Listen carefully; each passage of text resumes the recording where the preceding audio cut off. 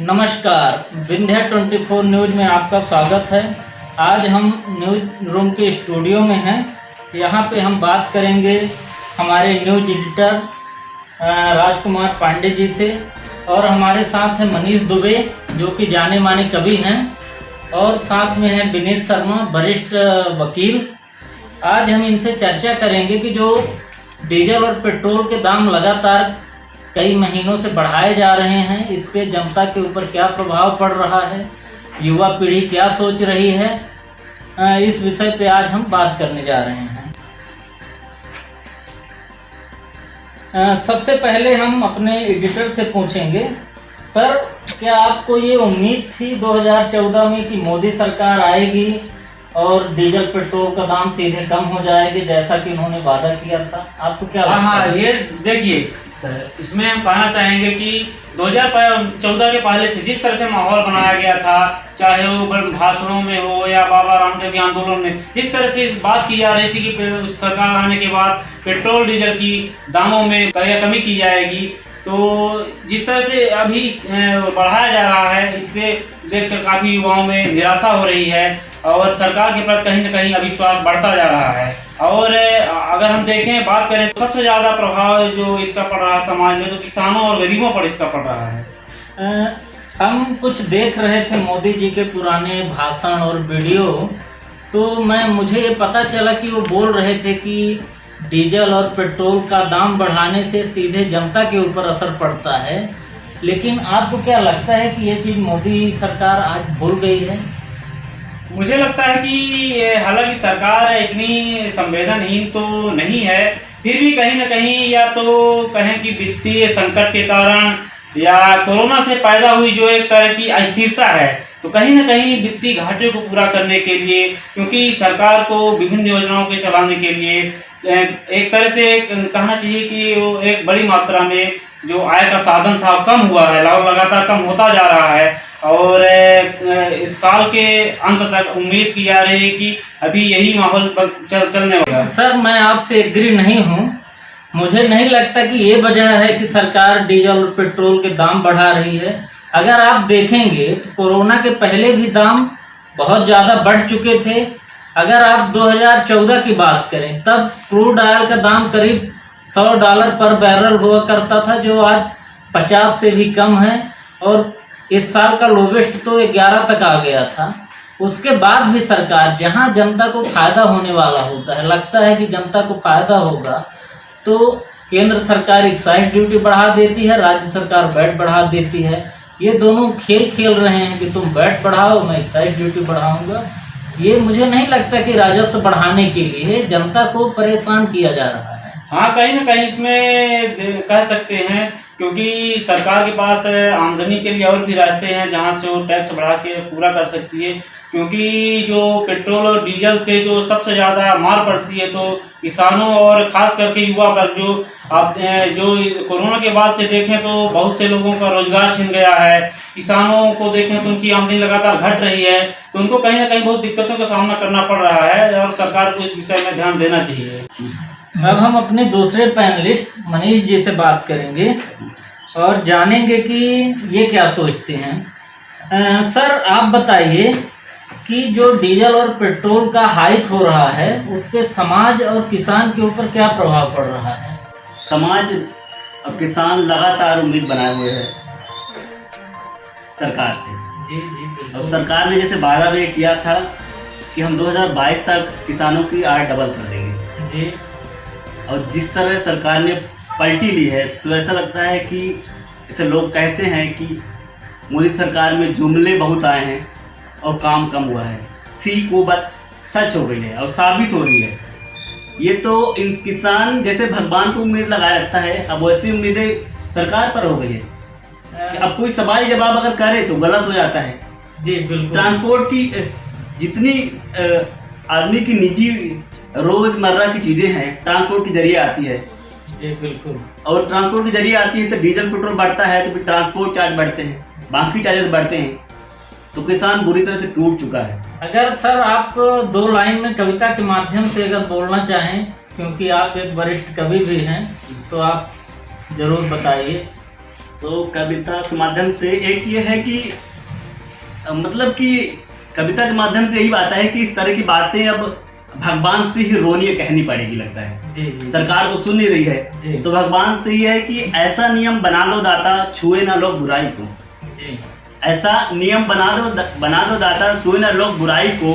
भ्रष्टाचार भी भंग कर दो, कुछ कम कर दो महंगाई को। बहुत खूब आपने कहा है। और हम अपने वकील साहब से बात करेंगे। सर, आखिर आपको ऐसा क्यों हो रहा है कि दाम बार बार जब भी इंटरनेशनल मार्केट में कम होता है तो दाम को क्यों बढ़ा दिया जाता है? आपको क्या लगता है, सरकार की क्या सोच है? देखिए, जो मौजूदा सरकार है तो वो सिर्फ अपना वर्चस्व कैसे बचा रहे और उसका राजस्व तो सभी का घटा है, चाहे राज्य हो केंद्र हो, लेकिन पैसा ही सब कुछ नहीं होता है। एक देश में पैसे के आने के स्रोत बहुत हो सकते हैं, लेकिन वहाँ के लोग को कैसे जीवित रखा जाए, ये जो त्रासदी आई है ये शायद 100 वर्षों में कभी कभार आती है। आम जनता एकदम से टूट चुकी है, आंखों में आंसू तो हैं उनके, लेकिन किसी को दिखाई देंगे तो आम आदमी को ही, सरकार को कभी नहीं दिखाई देंगे। और रही बात बढ़ने की, तो बढ़ाए, लेकिन एक लिमिट होती है। आज पेट्रोल डीजल के दाम ऐसे बढ़ रहे हैं जैसे चूहे बिल्ली का खेल, कभी चूहा आगे कभी बिल्ली आगे। इस ऐसे खेल खेलते खेलते डीजल आगे निकल गया। जी बिल्कुल।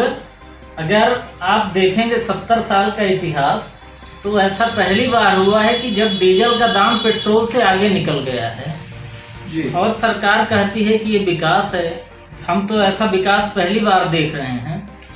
सर, आपसे मैं जानना चाहूँगा कि क्या आपको पहले भी कभी पता था कि डीजल का दाम पेट्रोल से ज़्यादा है? लोग पेट्रोल की कार के बजाय डीजल की कार खरीदते थे क्योंकि उसका दाम कम होता था। अब लोग क्या खरीदेंगे? अब तो लोग बस साइकिल खरीदेंगे। अब सरकार तो सीधे मजाक कर रही है इस तरीके से। भाई बढ़ रहे हैं, थोड़ा संतुलन बनाए रखे, सरकार का यही है काम। अगर हम सरकार चुनते हैं, थोड़ा समाज में और राष्ट्र नेशनल मार्केट जो है उनसे थोड़ा संतुलन बनाए रखें, ताकि लोग जी सकें तरीके से और विकास कर सकें। एडिटर से पूछेंगे। सर, आप ये बताइए, आपने कहा कि सरकार रेवेन्यू बढ़ाने के लिए बढ़ा रही है, तो अगर आप कोरोना की बात करें, कोरोना में सबसे ज़्यादा रेवेन्यू अगर कम हुआ है तो पब्लिक का हुआ है। सरकार को तो ठीक है, उनको पता नहीं चलता क्योंकि उनको टैक्स पेयर के पैसे से घूमना है। तो जब पब्लिक का रेवेन्यू कम हो गया है तो फिर डीजल और पेट्रोल के दाम क्यों बढ़ाए जा रहे हैं? क्या सरकार संवेदनहीन है? देखिए सर, इसमें दो बातें हैं। पहला ये कहना चाहूँगा कि आपकी बात बिल्कुल सही है कि इसमें आम लोगों की जो आमदनी थी बिल्कुल घटी है। वह एक बहुत बड़ी संख्या में लोग बेरोजगार हुए हैं और बहुत लोगों की सैलरी में भी कटौती हुई है। तो सरकार को इस बारे में कहीं ना कहीं सोचना चाहिए था कि पेट्रोल डीजल के दाम में इतनी बढ़ोतरी नहीं करनी चाहिए। दूसरी बात तो ये है कि सरकारें हमेशा ये जनता के प्रति ये असंवेदनशील रवैया कहें या उनका स्वभाव हमेशा से ही, चाहे जो सरकारें रही हो, हमेशा ही पेट्रोल डीजल के दामों में लगातार बढ़ोतरी करती रही हैं। चाहे आप एनडीए सरकार की बात करें या यूपीए गवर्नमेंट, हमेशा ये होता ही रहा है।